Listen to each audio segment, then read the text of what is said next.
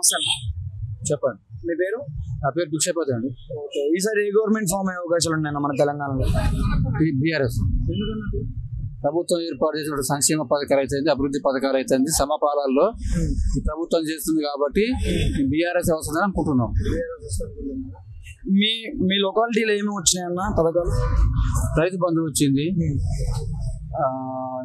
కళ్యాణ లక్ష్మి వచ్చింది, మాకు వచ్చింది. ఈ రెండు పథకాలు మాకు వర్తించినాయి. మా రోడ్ల పరిస్థితి బాగున్నాయండి. సీసీ రోడ్లు మా కాడ ₹1 కోటి సీసీ రోడ్లు వేయడం జరిగింది. మా గ్రామంలో బాగున్నాయి రోడ్లు, బాగా అభివృద్ధి చెందిందండి.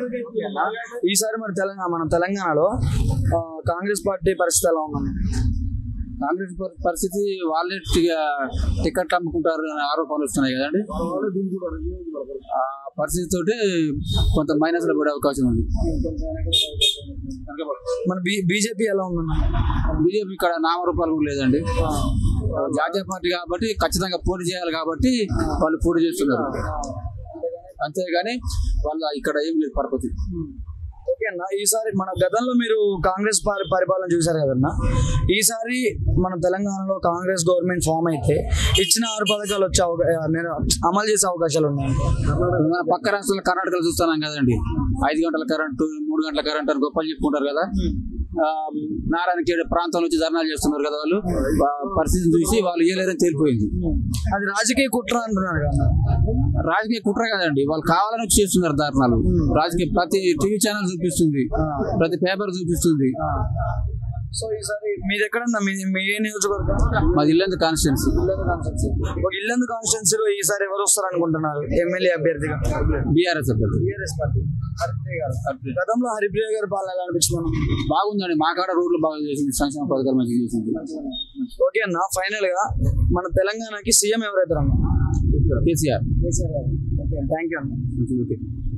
నమస్తే. నమస్తే అండి. మీ పేరు? లక్ష్మారెడ్డి అండి. ఈసారి ఏ గవర్నమెంట్ ఫామ్ అయింది అనుకుంటారండి మన తెలంగాణ? అండి ఎందుకన్నా? మాకు మెయిన్ రైతులకి 24 గంటల కరెంట్ ఒకటి, రైతు బంధు ఒకటి, రైతు బీమా ఒకటి. చాలా మాది గార్ల మండలం, మా పక్కన పిల్లడం.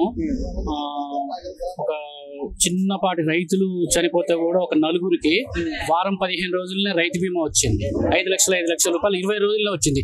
అదే మనం ఎల్ఐసి చేస్తే 6 నెలలకో 9 నెలలకో మనకు చెక్ వచ్చేది. 20 రోజుల్లో ఆ కుటుంబానికి నామినీకి 5 లక్షల రూపాయలు చెక్ వచ్చింది.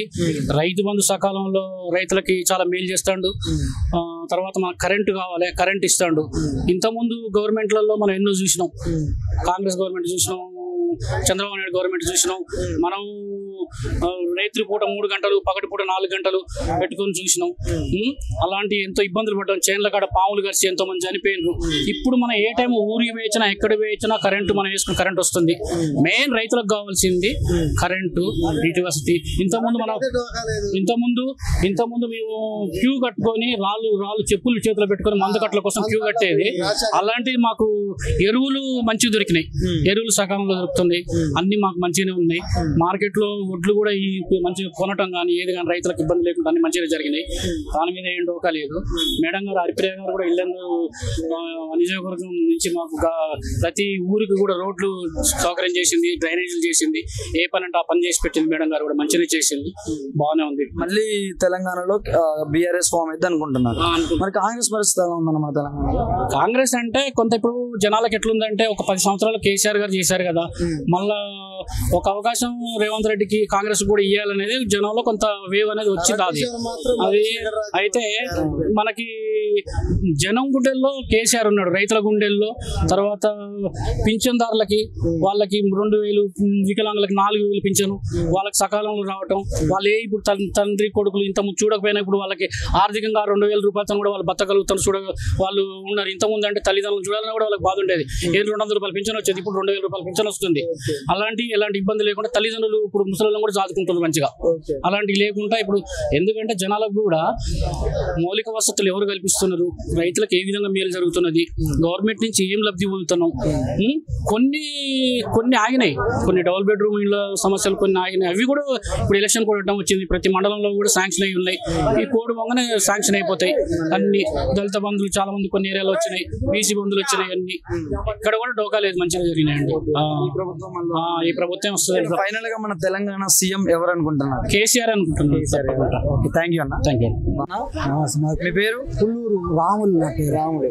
ఓకే, ఈసారి మన తెలంగాణలో ఏ గవర్నమెంట్ ఫామ్ అయితే అనుకుంటారు? ఈ కేసీఆర్ ఎందుకంటే ఆయన మంచి పనులు చేస్తాడు. ఎట్లా చేస్తాడు అంటే ఇప్పుడు రైతు గాని లేనోడు అయితే వాడికి ఏం భూమి లేనోడికి ఏం గిడతాడు. ఇప్పుడు 2 ఎకరాలు పైరు వేసేటోడు 3-4 ఎకరాలు వేసుకున్నాడు, 5-6 ఎకరాలు వేస్తాడు. వాడికి మంచిగా పంట పడిచేది. మరి రైతు బంధు అని అదని పింఛన్లు ఇస్తాడు, అన్ని సౌకర్యంగానే ఉంది. ఇదైతే గవర్నమెంట్ మంచిగానే ఉంది, మంచిగానే ఉంది.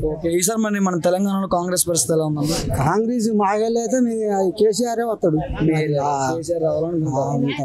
బీజేపీ పరిస్థితి ఎలా ఉంది మన తెలంగాణ? బీజేపీ అయితే మాకెళ్ళి లేదు, అసలు బీజేపీ లేదు, అసలు లేదు. ఓకే అన్న, ఇప్పుడు కాంగ్రెస్ గవర్నమెంట్ ని గతంలో మీరు చూసారు కదా, ఇప్పుడు కాంగ్రెస్ గవర్నమెంట్ ఫామ్ అయితే ఇచ్చిన 6 పథకాలు అంటే అమలు చేసే అవకాశాలు ఉన్నాయన్న? ఎవరు? కాంగ్రెస్ ప్రభుత్వం. ఏమో రెడ్డి ప్రభుత్వం, అది చేసేదంతో చేయందంతో చేస్తామని అంటారు. అది చేసేది తెలియదు, చేయండి తెలియదు. ఇప్పుడు 50 సంవత్సరాల కింద కాంగ్రెస్ చూసినాం, మనం చూసినాం కానీ ఏది చేయలే. వాళ్ళు రెడ్డి వాళ్ళ ప్రభుత్వం ఎట్టుండదంటే వాళ్ళు అట్లా ఘోరంగానే ఉంటుంది.